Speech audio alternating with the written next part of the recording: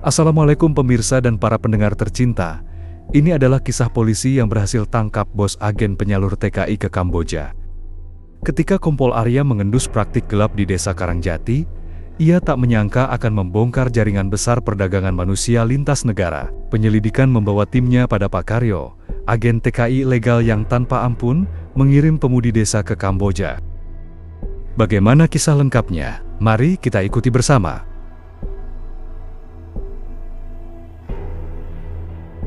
Di sebuah desa kecil bernama Karangjati, di wilayah perbatasan Jawa Timur dan Jawa Tengah, masyarakat hidup sederhana. Sebagian besar dari mereka menggantungkan hidup pada bertani dan kerja serabutan. Di tengah kondisi ekonomi yang popasan, muncul seorang pria yang terlihat dermawan dan sukses. Namanya Pak Karyo. Pria paruh baya berpenampilan rapi, berkemeja putih, dan selalu datang ke masjid dengan mobil Avanza hitam. Pak Karyo dikenal masyarakat sebagai orang baik yang membantu warga bekerja ke luar negeri. Ia sering membagikan sembako dan bantuan dana pembangunan masjid. Warga menganggapnya pahlawan desa. Di sisi lain, seorang gadis muda bernama Murni 19 tahun, anak dari janda miskin bernama Busari, mulai tertarik mendaftar ke program kerja luar negeri yang diiklankan Pak Karyo. Katanya, kerja jadi asisten rumah tangga di Kamboja, gaji 6 juta per bulan. Namun, Busari merasa gelisah. Ia tak pernah melihat tanda-tanda Murni ikut pelatihan kerja, tapi tiba-tiba sudah akan diberangkatkan. Tak ada kontrak jelas. Insting keibuannya berkata, ada yang tak beres. Sementara itu, di kantor Polda Jawa Timur, seorang perwira polisi bernama Kompol Arya, usia 38 tahun, tengah menerima laporan dari tim intelijen bahwa ada peningkatan keberangkatan TKI ilegal ke Kamboja melalui jalur darat ke Batam.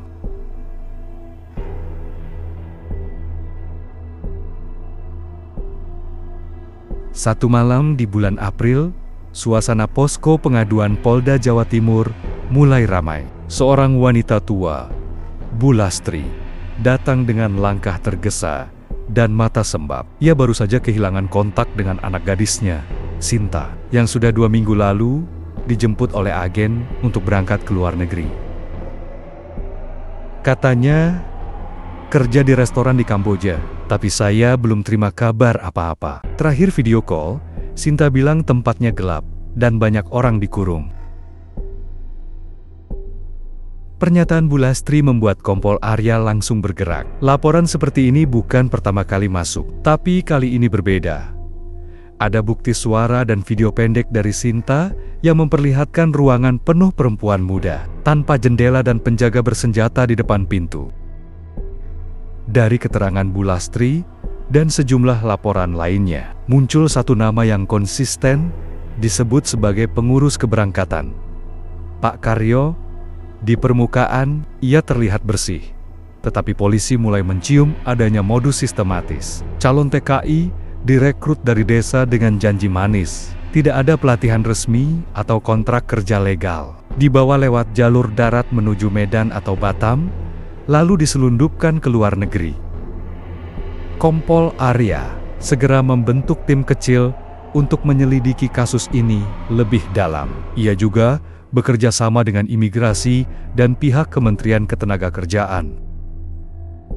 Sementara itu, Murni yang sudah mengantongi tiket keberangkatan mulai merasakan keganjilan. Ia diminta berangkat malam-malam, dijemput mobil travel gelap tanpa plat resmi. Beruntung, Busari menghalangi kepergian putrinya dengan keras dan langsung melapor ke polsek terdekat. Laporan itu kemudian diteruskan ke tim Kompol Arya.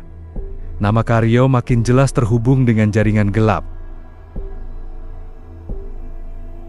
Setelah serangkaian laporan dan bukti yang dikumpulkan, Kompol Arya menyusun rencana operasi penyamaran. Ia mengutus seorang anggota Polwan muda bernama Bribtu Rani untuk menyamar sebagai calon TKI. Rani adalah sosok yang luwes, cerdas, dan fasih berbahasa Jawa, sangat cocok untuk menyusup ke dalam jaringan Pak Karyo. Dengan identitas palsu sebagai Sari, janda satu anak dari Blitar, Rani datang ke kantor biro milik Pak Karyo yang berada di sebuah ruko 2 lantai. Di sana, ia berpura-pura mendaftar sebagai TKI. Tanpa banyak tanya, staf Pak Karyo langsung menjanjikan berangkat dalam 5 hari. Tak ada pelatihan, tak ada surat kontrak, hanya foto KTP dan tanda tangan di secarik kertas kosong. Saat Rani melihat ruangan belakang, ia mencium bau menyengat. Ia curiga ada yang disembunyikan. Mereka itu bukan dikirim untuk kerja, tapi untuk disekap sementara sebelum dikirim ke luar negeri lewat jalur ilegal, bisik Rani melalui alat pelacak kecil di bajunya.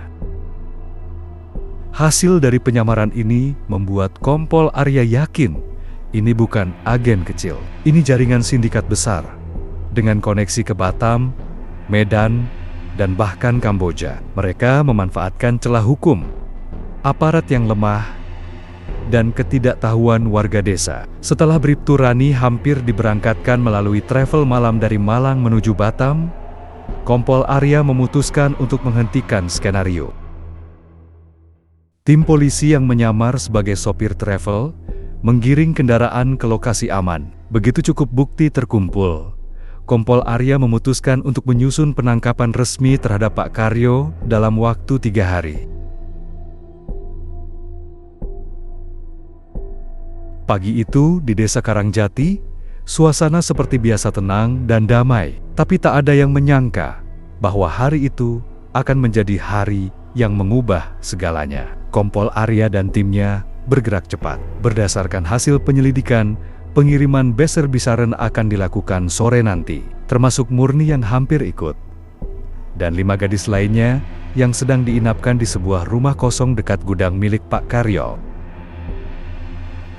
Pukul 06.00, tim bersenjata lengkap sudah menyebar. Mereka menyamar sebagai petani, tukang becak, dan pedagang sayur di sekitar area target. Semua titik strategis dijaga. Saat Pak Karyo keluar dari rumahnya dengan tenang, menuju gudang di pinggir desa, tim langsung menyergap. "Pak Karyo, Anda ditangkap atas dugaan perdagangan manusia." Teriakan keras dari Kompol Arya membuat warga kaget dan berlarian keluar rumah.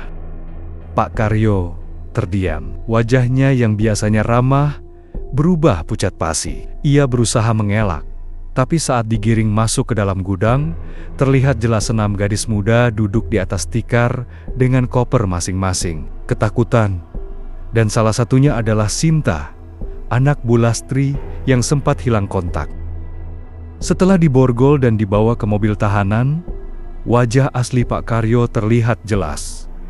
Ia bukan sekadar agen biasa, ia mantan narapidana kasus serupa di tahun 2012.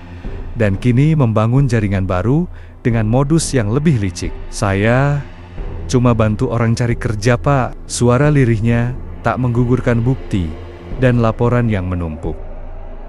Warga Karangjati syok. Sosok yang mereka puja-puji sebagai dermawan ternyata bagian dari sindikat kejam. Bu Sali yang menyaksikan penangkapan itu dari kejauhan sambil memeluk Murni hanya bisa menangis sambil berkata, "Tuhan masih lindungi anak-anak kami." Setelah penangkapan Pak Karyo, tim Kompol Arya langsung bekerja ekstra keras. Saat diperiksa, mulut Karyo mulai terbuka. "Perlahan, saya cuma perantara, Pak. Yang atur semua itu bos besar di Batam. Dan dia punya koneksi sampai ke Phnom Penh." Nama Hendra Wijaya disebut sebagai otak besar dari jaringan ini. Hendra dikenal sebagai pengusaha ekspedisi logistik di Batam, namun ternyata bisnis aslinya adalah perdagangan manusia. Tim Polda Jatim berkoordinasi dengan Interpol dan Kepolisian ASEAN untuk menindaklanjuti informasi ini. Hasil forensik digital dari ponsel Karyo menunjukkan rute penyelundupan manusia via jalur darat Sumatera ke Pelabuhan Tikus. Nama-nama petugas imigrasi yang disuap, bukti transfer ratusan juta rupiah dari rekening luar negeri. Video call dengan KBRI di Phnom Penh membenarkan adanya 5 WNI yang ditahan secara ilegal di kawasan industri tertutup di Kamboja, salah satunya adalah Sinta. Kabar itu menjadi viral. Media nasional menayangkan wajah-wajah para korban yang berhasil diselamatkan, termasuk testimoni pilu dari mereka. Pemerintah Indonesia langsung bertindak. Dalam waktu sepekan, 5 korban termasuk Sinta dipulangkan ke tanah air. Mereka disambut di Bandara Juanda, Surabaya oleh Kompol Arya dan timnya. Sinta langsung memeluk Bu Lastri erat-erat. Maaf, aku cuma ingin bantu Mak cari uang. Tapi aku salah jalan. Kamu sudah kembali, Nak. Itu cukup buat Mak. Warga desa juga mulai paham betapa bahayanya agen-agen ilegal. Sosialisasi besar-besaran dilakukan oleh Dinas Ketenagakerjaan dan aparat setempat. Suasana ruang sidang di Pengadilan Negeri Surabaya tegang. Pak Karyo duduk di kursi pesakitan dengan kepala tertunduk. Jaksa membacakan daftar panjang kejahatannya, menyalurkan tenaga kerja secara ilegal, memalsukan dokumen perjalanan, terlibat dalam sindikat perdagangan manusia lintas negara. Korban-korbannya duduk di barisan belakang, termasuk Murni dan 5 wanita muda lainnya. Beberapa dari mereka menangis melihat orang yang nyaris mengirim mereka ke neraka dunia. Saya menyesal, Yang Mulia. Saya cuma ingin cepat kaya, ucap Karyo dengan suara lirih. Namun, penyesalan datang terlambat. Majelis hakim memvonisnya 14 tahun penjara dan denda 1,5 miliar rupiah. Berbekal kerjasama antara pemerintah dan LSM, para korban direhabilitasi dan dibimbing untuk memulai hidup baru. Murni kini menjadi relawan yang ikut mengedukasi warga desa agar tidak mudah tergiur janji manis agen. Sinta memutuskan untuk membuka usaha warung kecil di rumah bersama ibunya. Walau sederhana, ia merasa hidupnya jauh lebih berarti sekarang. Saya nggak mau lagi kerja jauh-jauh kalau caranya melanggar hukum. Cukup sudah, kata Sinta kepada wartawan. Kasus ini menjadi pelajaran besar bagi banyak orang, bahwa mimpi dan harapan tidak bisa dibangun dengan cara yang menyakiti orang lain, dan bahwa hukum masih bisa menjadi tempat keadilan berpijak selama masih ada polisi yang bekerja dengan hati, seperti Kompol Arya dan timnya. Beberapa bulan setelah kasus Pak Karyo, Kompol Arya diundang menjadi pembicara dalam seminar nasional bertajuk Stop Perdagangan Manusia di Indonesia. Di hadapan para aktivis, mahasiswa, dan pejabat, Arya membuka fakta-fakta kelam yang sering luput dari perhatian. Perdagangan manusia tidak selalu terjadi di tempat gelap. Kadang dia menyamar sebagai tetangga kita, guru ngaji, atau bahkan tokoh masyarakat. Kata-katanya membuat ruangan terdiam. Ia tahu bahwa perjuangan ini masih panjang, tapi ia yakin perubahan bisa dimulai dari satu langkah kecil yang jujur.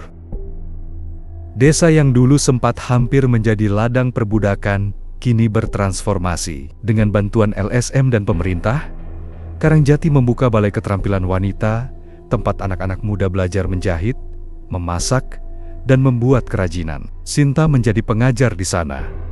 Murni menjadi pengelola harian. Bu Lastri, yang dulu hanya seorang ibu rumah tangga biasa, kini menjadi salah satu tokoh penggerak desa yang sering diundang bicara soal bahaya TKI ilegal.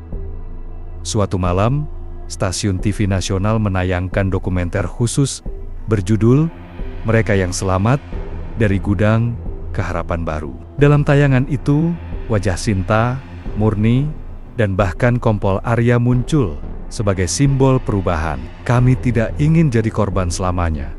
Kami ingin jadi pelita bagi yang lain. Kisah ini ditutup bukan dengan air mata kesedihan, tapi dengan tekad dan kebangkitan. Keadilan bukan hanya soal menghukum pelaku, tapi memberi ruang bagi korban untuk hidup kembali. Dan selama masih ada yang berani melawan ketidakadilan dari desa kecil, seperti Karangjati hingga ruang sidang besar harapan, akan selalu punya tempat.